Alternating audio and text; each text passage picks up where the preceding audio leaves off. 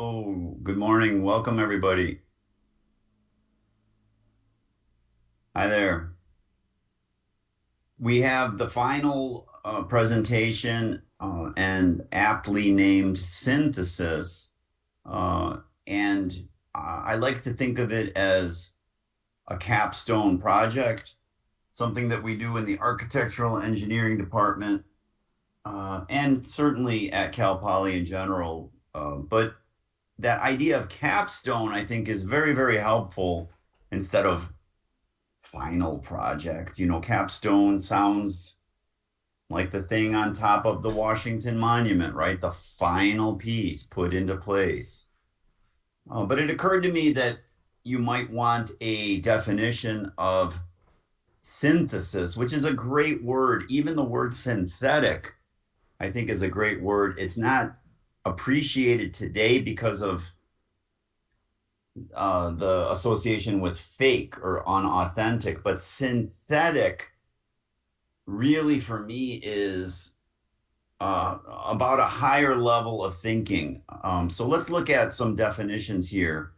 I like the number C or letter C into a coherent whole, combining things that are diverse and disparate into a coherent whole. But look at this one, the dialectic combination of thesis and antithesis into a higher stage of truth. So that's really what I want. That's all I want is a higher stage of truth, maybe with a capital T. Can you do that for me? Yes, you can. How will you do that? Well, you will look at the entire course, first of all. So go back and just flip through everything and see what inspires you. Sometimes it will click. Sometimes it won't click immediately. Was it the tall buildings? John Hancock, for instance. Oh, look at a different tall building. Don't look at the John Hancock. You already did that. Maybe the curved arches, those long span structures, or maybe straight segment arches that really are incredibly fruitful from a design point of view. And sustainable, I would argue. Perhaps there was something historical that really caught your fancy. That's a great word, right? Caught your fancy. I want this to be fanciful and fun, but I want it to be yours. I want to see some passion. Maybe there's some theoretical aspects that really nod at you. You could dig deeply into that. I could probably help you a little bit on that, but I doubt that that's really going to capture too many people's fancy. But I want one topic, and I want you to dig deeper, and I want you to pull together different things to create truth with a capital T. It must be quantitative. This is not a poem. This is not a song, even though that's great too.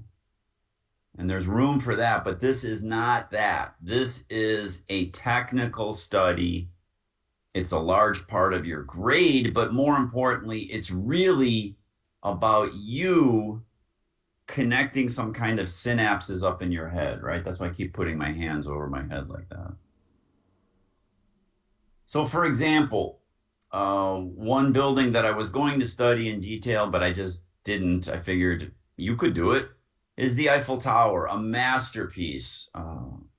Why do the diagonals end where they end? If you had my history class, you know that there's a lot of interesting technical ideas about the wind. Do some studies here.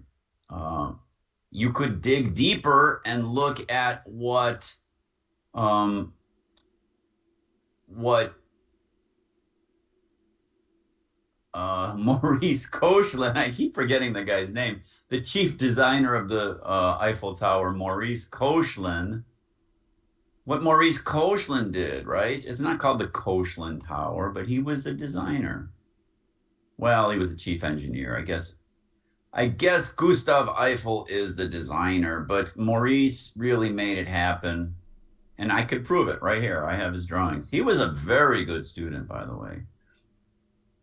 You could look at Robert Maillard endlessly, right? And Quarantine and Denise, my friends out in Europe, were instrumental in really bringing back the documents that Robert Maillard used in the creation of the Salgina Tobel. Now, we studied the Salgina Tobel a lot, but I'm using that as an example of people who have really done fantastic work.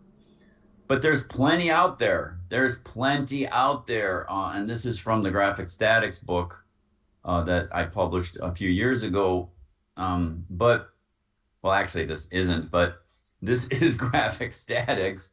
And you could look at, you don't have to learn graphic statics for this last core project, but you could look at a geometric approach in understanding how load flows through a structure. That's the title of the course. That's what I want. I want a geometric understanding of how load flows through a structure. It cannot just simply be a gorgeous picture or a beautiful symphony. It's got to be something else. This is in the book, the current book that you're studying. This is, oops, let me share my screen again here.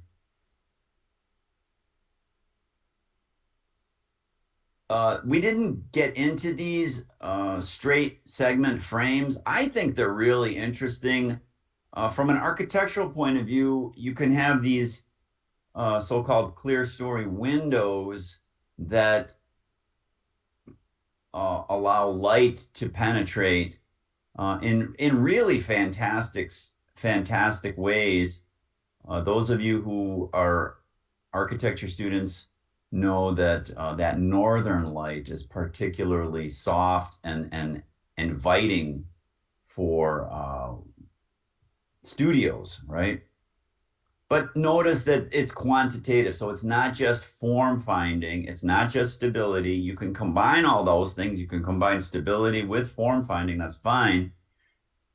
And you could look at some of the examples that I have in the textbook of, you know, fairly, I think, interesting structures that when put together can form a three-dimensional building, right? So this is a two-dimensional model. Take it a little further, right? Find out what's happening at the foundation. You can stay two-dimensional. There's nothing wrong with two-dimensional studies whatsoever. Go back to Denise and Corentin, right? Two-dimensional study, really high-level stuff. Go back to Maurice Koechlin, two-dimensional study, really high-level stuff. But you could also bring it into the third dimension if you so choose. Look at that chapter on arches. I think there's a lot of fun things here because you could see, for instance, well, what's happening here, right? This is going to bend. You could see that that's going to bend. Well, what does that mean when that's bending? How is that transferred all the way around? So something like this could be really nice. I don't think it's super demanding technically, especially if you're a non-technical student. I think you should keep it something simple, but something interesting and creative that you are energized by, right? I want to see your energy. Or you can go into the floors module and look at some of the grids that I did there. Don't simply recreate this, make it yours. There's a reason why the framing is the way the framing is on the floor here. If you think about it, I think you'll see a pattern here of right angles between the joists, but a constant angle between the joists and the primary beams. So here I did some column studies. You could do beam bending studies. In the second book, this is from the second book, I did some playful form finding with graphic statics and funiculars. Kind of a clunky design, but it was meant to show that arches intersecting at a single crown, let me repeat that, arches intersecting at a single crown can really establish spectacular spaces. You've seen that a little bit in your spatial studies. Don't just give me stability. I need some load flow. So put some loads on there. And then you can go nuts. Here's some B plus work from students about really digging in, given a uniform load, which is force per length squared or force per area.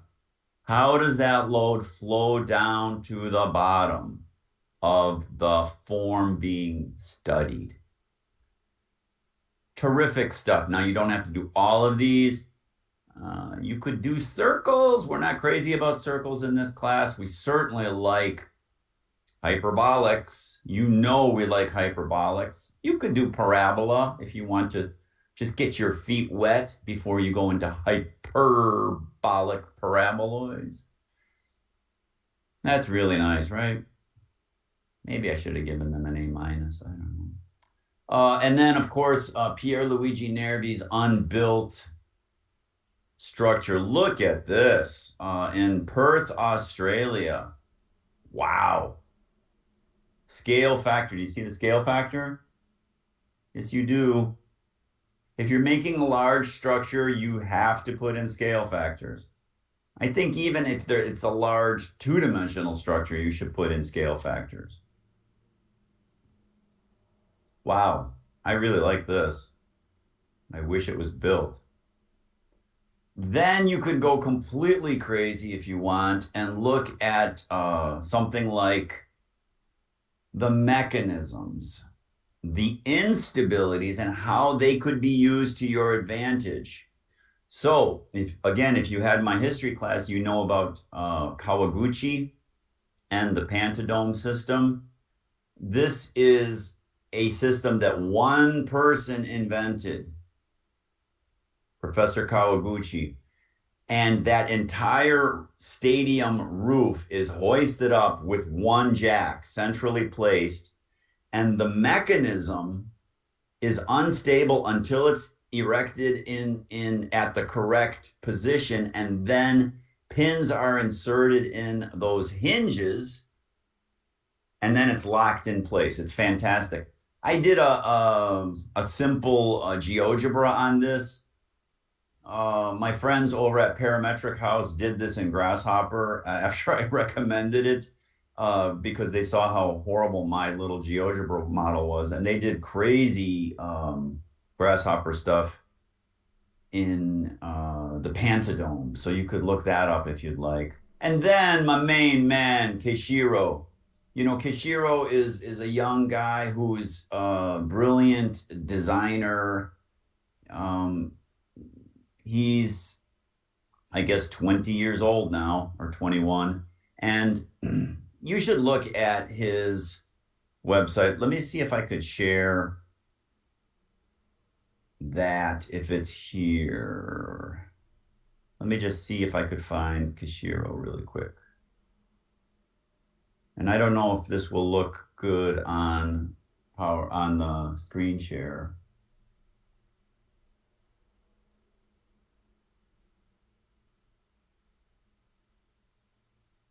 Here he is. See how that looks? Yeah, you could see it a little bit. So Keishiro is next level. He's a nice guy. He doesn't speak English, so he and I communicated in Japanese through Google Translate. Isn't that great? What a wonderful world we live in. Now Keishiro's doing 3D stuff, which just makes my head hurt.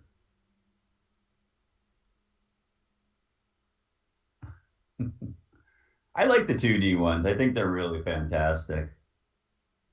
Now, that's cool. I do want some numbers though, so you'll have to think about what that means.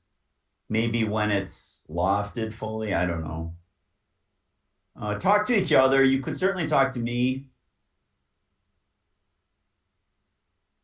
If it's something like this, you might get a B plus even without numbers. I don't know.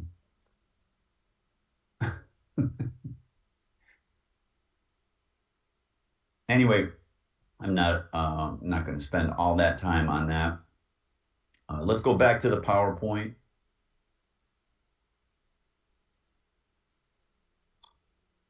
Let's go back to the definition again.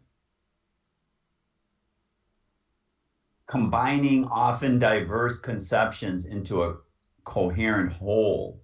I like that. I love the dialectic combination of thesis and antithesis into a higher stage of truth. That's all I want. Okay, so here it is. Bring together disparate elements of our course. It should be exciting.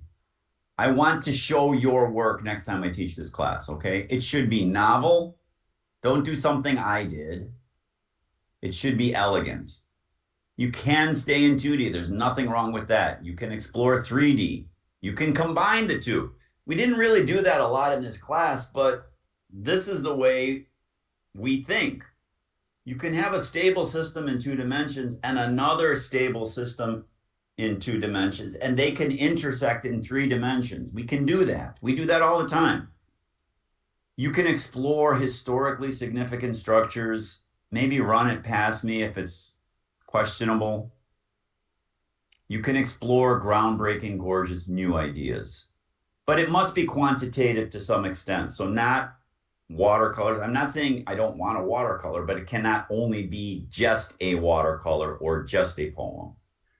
There must be something scientific here. It must be based on our course. And then a little structure to the final PDF. Don't think of this as a portfolio. This is a synthesis etude. Give me a brief introduction. What are you going to be showing me?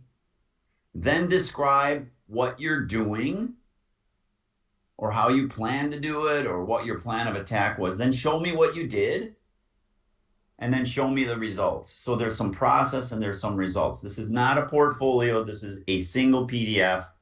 And with a brief reflection, a few sentences summarizing this experience, not the course, but this synthesis etude, and then submit a single PDF like you always do. Make it something you're proud of.